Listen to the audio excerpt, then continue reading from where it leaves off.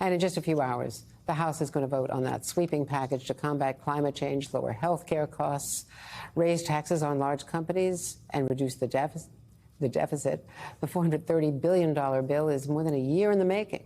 Speaker Pelosi speaking about its impact on American families just this morning. It makes a difference at the kitchen table. And at the boardroom table, corporations will now have to, and the wealthy will now have to pay their fair share. And joining me now, I'm so happy to say, is California Congresswoman Zoe Lofgren. Congresswoman, thank you very much. Obviously, you were a member of the January 6th committee. But let me first ask you about the bill you're going to vote for. Are you in person? Are you in your office here? Or are you in proxy? I don't even know where we found you today. I'm in Washington, and we will be voting on this bill in a few hours. I think it's a terrific step forward for America. You know, when you think about members of your family who are on Medicare, their prescription bills are going to be capped at no more than $2,000 a year. That's a very big deal for people on a limited income. And for seniors who have diabetes, their cost for insulin will be capped at no more than $35 a month. So this is going to make a very big difference in the lives of senior citizens. It also extends the assistance provided to people under the Affordable Care Act for 3 years. That's a very important matter and something we in California have been paying close attention to. Not to mention the biggest investment in clean energy and climate change in the history of the United States. So it's a very big deal. It also will reduce the deficit. It will tax corporations that have not been paying their fair share. Everyone should pay their fair share. And so overall, it's a very big deal for the country. And of course, I also know you're a part of the Taiwan caucus. You've got to be concerned that not only had China done these very aggressive military exercises, unprecedented, but that now they have really practiced potential invasion. You've seen, you know, the numbers of fighter jets, warships. They say a submarine, a nuclear submarine. They've been surrounding Taiwan, and now they say that they're going to continue doing these kinds of exercises on a regular basis.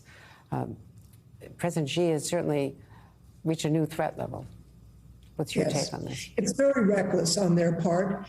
And, you know, they have no more claim to Taiwan being part of China than the U.S. has a claim to Cuba being part of the U.S. I mean, it's not appropriate. Taiwan has a right to be free. And there's strong sentiment in the House of Representatives along those lines, and I'm part of that group. And let me also ask you about this FBI search. I know people are jumping to a lot of conclusions, and we're being very careful about what we have reported, what we know. But we do know that it's an unprecedented search, that it's been acknowledged that there was classified information. The Washington Post is saying nuclear weapons, but we have not confirmed that independently. But what do you think about this and the possibility that the president, who you've been investigating, of course, for other things, is now the subject of this search, that Merrick Garland actually came out and confirmed it because of the incredible threats against the FBI and the Justice Department and the denunciation of it, the attacks by members of the Republican Party? Well, I think it's important that the information get out. I try not to speculate. I try and deal with facts.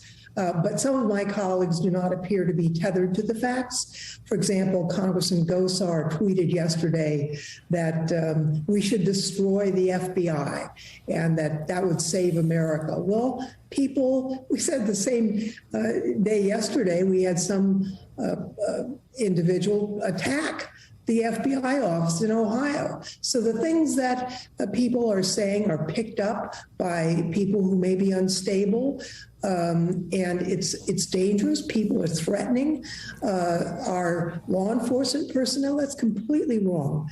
And so, you know, the former president says he supports the release. He has this information. He should just release it. But apparently he does not plan to do that. I hope that the court quickly authorizes the release, and then we'll see. I don't know what was in it any more than anyone else. I read the Post story. I don't know. I mean, I have no information other than what I read in their news article.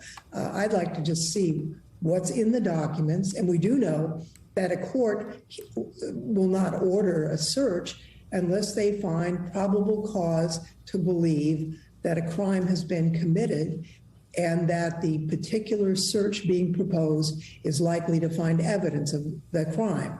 That is the standard of that all courts follow, and I presume followed in this case. Now, I know you don't talk about witnesses, but we do know that Robert O'Brien, the former National Security Advisor, was scheduled to appear, testify, I don't know if it's virtually or not, today for your committee. Has that taken place? As you know, Andrea, the committee rules don't allow us to discuss witnesses coming in and the like. And so unless the committee votes, and the committee has not voted to release that information. Okay, so we'll just put a pin in that. And I also, don't know if any information that might be picked up from this search warrant might affect the work that you're doing. How is your coordination with the Justice Department these days? Well, we don't coordinate with the Justice Department. We're a legislative committee, and they're prosecutors. We have not played any role in this warrant, and I have no idea what they're pursuing. So, you could come up with theories where there would be overlap or not. So we'll just have to wait and see what the documents show and see whether our committee's jurisdiction would be involved or not. I don't want to speculate. Hopefully this afternoon we'll know what was in the documents, and we'll see. And time is going to run out at some point. Have you started writing your report? Are there chapters being done as you proceed? You're going to resume hearings, we expect, in September. Well, we've been, putting things together, pen to paper, throughout. You don't wait to the end to document what you've done. So we do hope to have a final product that is thorough, but also accessible to the American people, and that we hope will be able to point out the truth and let people reach their own conclusions. As you know, the committee's also charged with making recommendations, various changes to law and procedure that would make the country less vulnerable to matters, to misconduct such as we saw on January 6th. So we're also looking at recommendations in areas of the law where we could make improvements, and we hope to have that out in the near future as well. Well, on all things, thank you so much, Congresswoman Zoe Lofgren. A very busy Friday in August, unpredictable as the breaking news has been lately. Thanks for joining us. It'll be a great day for the country when we get this bill passed and signed into law. Well, we look forward to watching all of that happen. Thank you.